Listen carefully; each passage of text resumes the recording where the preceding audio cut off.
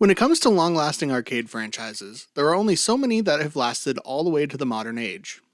You have the obvious ones, like Pac-Man, but one of the main ones that seems to go under the radar is Frogger. Developed by Konami, in Frogger, you are a frog, and you must cross through a series of obstacles in order to find your way home.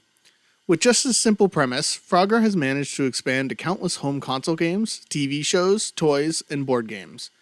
With such a rich and interesting history, it's worth going through some of the franchise's many entries and figure out just exactly why the frog crossed the road.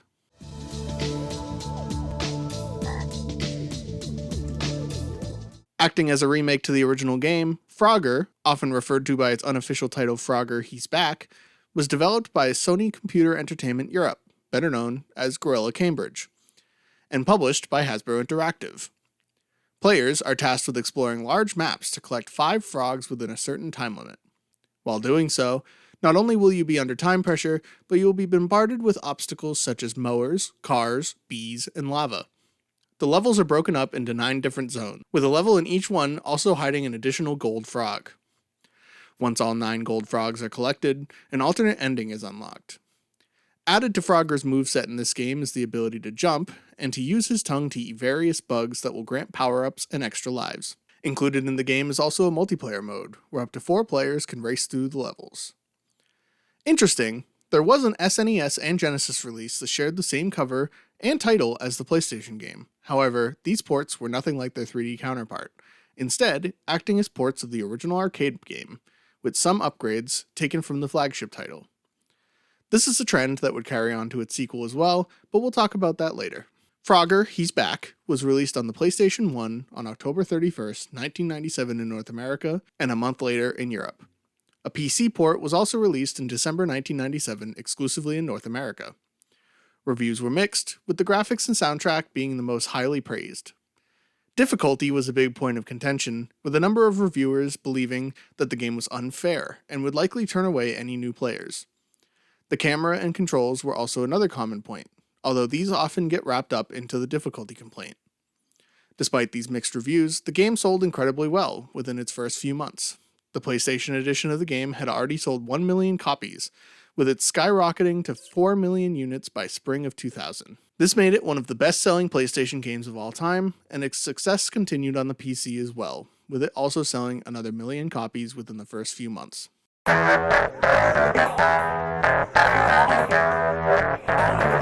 With the success of the first game, it only made sense that a sequel was on its way. This time, development was handled by Blitz Games. While keeping the same overall idea of the first game, Swampy's Revenge made quite a few big changes to the overall formula, the largest of which being an actual storyline. After being jumped on by Frogger, the evil crocodile Swampy kidnaps all of the baby frog siblings of Frogger's girlfriend Lily, with the intent to use them to make his video game, Swampy the Game. Players can switch back and forth between Frogger and Lily on their quest to free all of the baby frogs.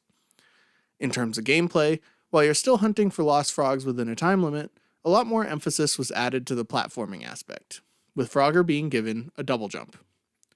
Also added to the levels was coins, which gave the player the opportunity to unlock new game modes and characters by collecting them all in one stage.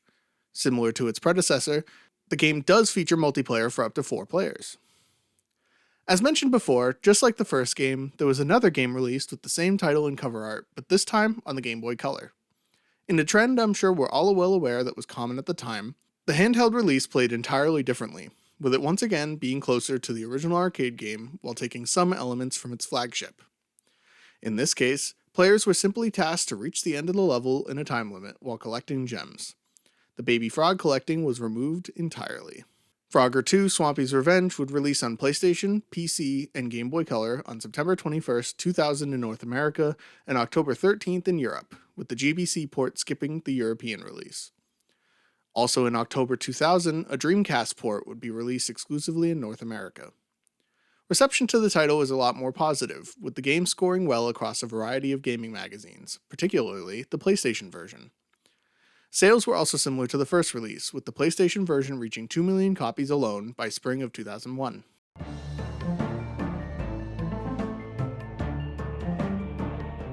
In an effort to keep Frogger relevant to the times, the decision was made to give him his very own over-the-shoulder platformer. To take on the task, Papa Yeti Studios were contracted to develop, and Konami themselves would take the publishing back from Hasbro. This entry reimagines the titular hero as a bipedal humanoid frog, who also wears clothes now. This would be the first game to portray the character in this manner, although this approach and design would be massively reformed and adjusted over the years, as we'll see later. After hearing rumors about a frog who kissed a princess and turned into a prince, Frogger decides to devote his time into finding himself a princess to kiss. The quest brings him through a variety of different places and in front of a variety of different princesses, until he inevitably finds the right one for him, by the name of Joy. After freeing her from the clutches of the magical general of light and industry, Frogger gets his kiss and also gets his wish of becoming a prince. Players are given all the usual abilities of a platformer, including running, jumping, and swimming, but unique to Frogger is his ability to hold air in his throat and float/glide for a certain amount of time. Along the way, you'll collect coins, gems, and even abilities through the use of stones. Much like the last two games we talked about, once again there was a handheld port of the game, this time on the GBA. Although sharing the same box art, the title is slightly different, being Frogger Advance: The Great Quest. Although the storyline remains the same between the two versions, the gameplay instead changes to that of a 2D side-scroller rather than a 3D platformer. Frogger: The Great Quest released on PlayStation 2 on November 19, 2001 in North America, and May 24, 2002 in PAL regions. A Windows port would also be released exclusively in North America on September 14, 2002. In terms of the Game Boy port, it was released on May 28, 2002 in North America and September 27, 2002 in Europe. Upon release, the game was critically trashed. The camera and controls were the two biggest points of concern, with the former being considered lazy and the latter being very loose and inaccurate. In total, the game would just barely break 1 million units worldwide.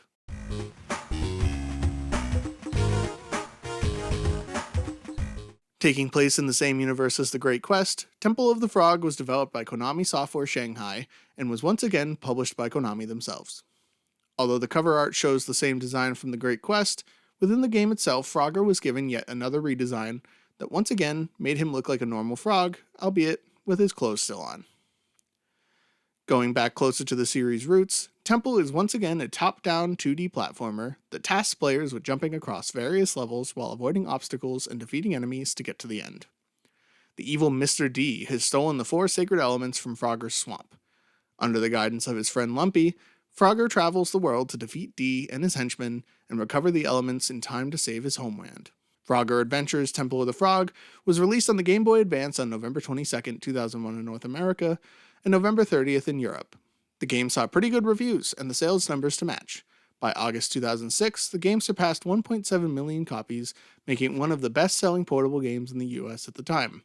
This would also be the launch of the Frogger Adventures branding, which we'll be covering more of in time.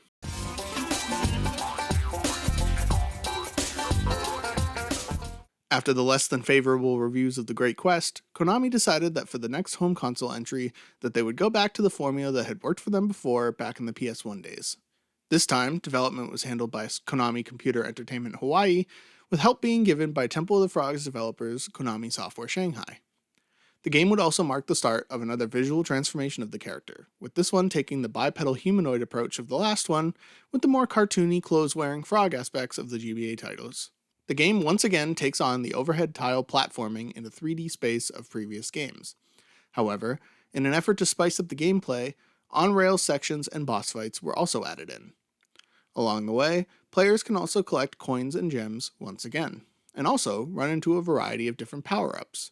These give Frogger the power to either eat enemies, move faster, or become entirely invincible. The plot, like the other games, is incredibly simple. Now that he has hit a certain age, it's time for Frogger to take on the coming-of-age ritual to officially become a teenager. He does so by exploring the land once again, taking on different enemies. Frogger Beyond was released on the GameCube and Xbox on December 10, 2002 in North America, with the Xbox edition being exclusive to North America. The GameCube version was released on June 5, 2003 in Japan, and the 27th in PAL regions. In March of 2003, the PC port would release once again exclusively to North America, and finally, in June of 2003, a PlayStation 2 port would release exclusively in Japan and PAL regions. The game received mixed to negative reviews, with the sales to match, even being listed by Electronics Gaming Monthly as one of the worst-selling games of 2006.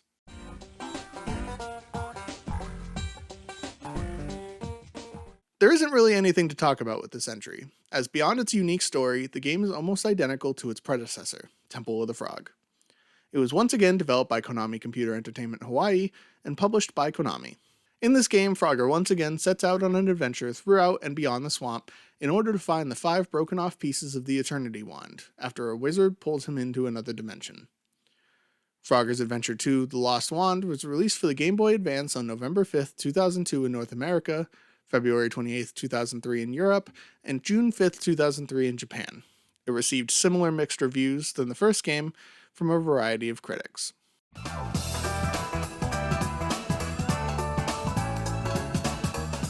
The last to take on the Frogger's Adventures moniker, development of the rescue was handed to an outside developer for the first time since Swampy's Revenge, with Hudson Soft taking the reins of this release, while Konami still maintains the publishing.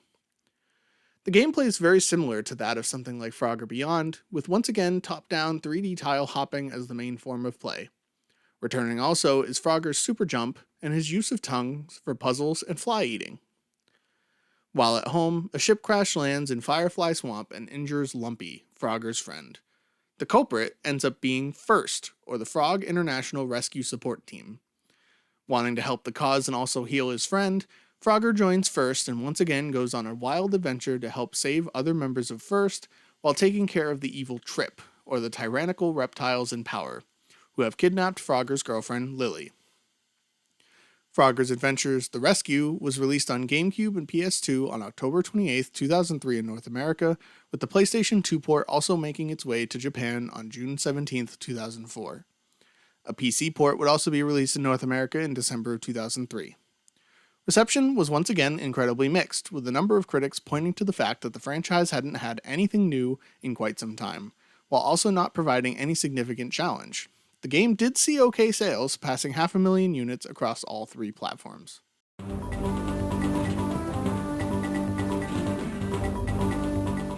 For this entry, development was brought back in-house yet again, with Konami Computer Entertainment getting back in the development chair. Although the general level gameplay is identical to that of the 2 Adventures GBA titles, what's unique about this game is the addition of the connective hub worlds, where players will interact with a variety of NPCs who give them hints and items that will help you progress. This was also the first Frogger game to implement a health bar, with all previous installments being a one-hit death. The main goal of this game is to explore the world in hopes of bringing back your missing grandfather.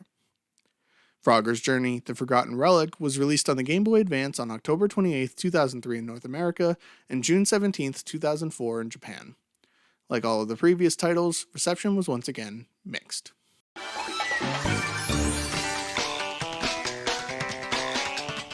Ancient Shadow acts as a direct sequel to The Rescue, with Hudson Soft returning to develop, and Konami's American branch taking care of the publishing this time around. Just like the previous entries, players will perform the usual tile-hopping gameplay you've gotten adjusted to. In terms of story, Frogger and Lily realize something is wrong when other creatures in the Firefly Swamp start acting strange. After investigating, Frogger again gets involved against Trip, and must stop a mysterious monster from using the Amulet of Mastery to control the minds of the various swamp wildlife. Similar to the side release on handheld for previous titles, Ancient Shadow's PC port was actually distributed as a plug-and-play console, rather than a standard game. Although the game does play the same as console ports, unlike its counterparts, the PC version of the game was rendered unplayable after the discontinuation of the file hosting servers in 2012. Frogger Ancient Shadows was released exclusively in North America on September 27, 2005 on the GameCube, Xbox, PlayStation 2, and PC.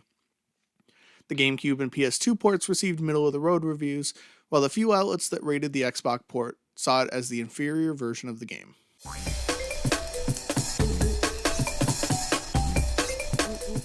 The most interesting thing about this entry is the fact that it's the first 3D Frogger game to come out on handhelds. Development was handled once again by Konami Computer Entertainment Hawaii, and publishing went back to the larger Konami Corporation. Trouble is brewing in Firefly Swamp once again as the evil crocodile Dr. Wani has developed a mind control helmet, and Frogger must stop his evil plans through his usual tile jumping gameplay to stop Dr. Wani and free Frogger's friend Lumpy. The most interesting bit about this game is that the game is played top to bottom, which wouldn't be amazing if it was purely on the DS. However, the game also has a PSP port, and instead of changing the game in any way, the game instead requires you to turn your PSP to the side to play. Frogger Helmet Chaos was released on DS and PSP on September 27, 2005 in North America, February 26, 2006 in Europe, and the PSP port would only arrive in Australia on February 24, 2006. Reception, like always, was mixed, with praise being given to the 3D aspects of the DS version. Game Revolution, however, would name it at number 50 of the 50 worst game names ever.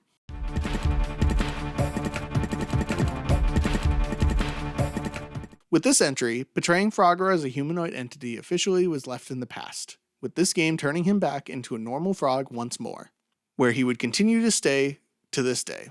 Development of this game was once again handled by Konami Computer Entertainment Hawaii. This game shared a lot of the same elements as previously talked about, although also included are a handful of other gameplay styles, including a collection of minigames and hub sections where the player controls a human rather than Frogger. A boy named Kyle has ordered a new toy that is all the rage called a toy pet. After waiting a long time for his to arrive, a mysterious man delivers the egg to his doorstep. These aren't just any toy, however, as these pets will also be used in a tournament happening in town. Because of this, Kyle is hoping that his egg will hatch into something cool like a dragon, but unfortunately, he gets a frog instead. Over time, he learns to love his new toy and names him Frogger. My Frogger Toy Trials was released for the Nintendo DS on November 7th, 2006 in North America, February 23rd, 2007 in Europe, and March 2nd, 2007 in Australia. Like all of its other handheld counterparts, it received mixed to negative reviews. This is where I'm going to stop, as from this point on, Konami mostly gave up on trying to make Frogger anything more than it was, and most of the other releases past this point are simply modern versions of the original game made over and over again, mostly on digital console storefronts. There is one more Frogger related project I want to talk about though, which is...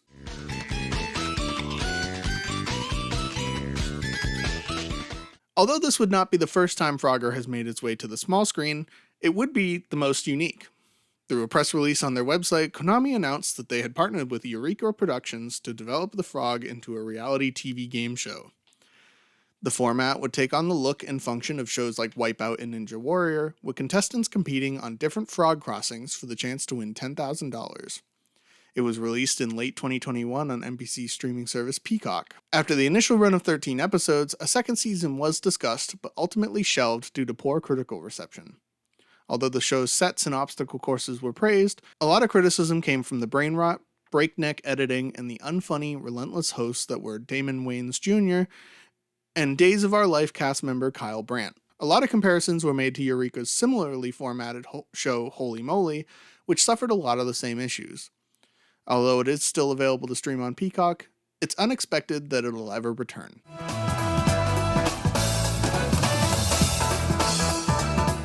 This was a more interesting experience to go through than other series, as there doesn't really exist a ton on this game's developments to talk about. I personally think Konami tried to do a bit too much with this series at once and accidentally created its own downfall.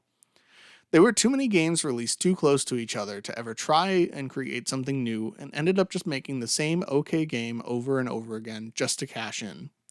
I'd be curious to see if we ever get another Frogger platformer. With the revival of things such as Gex and Bubsy, I wouldn't be too surprised given that Konami is also starting to look more at their past again. I suppose for now, we'll have to settle for the Apple Arcade games and the few really good games. Don't forget to subscribe if you liked what you saw, and thank you so much for watching.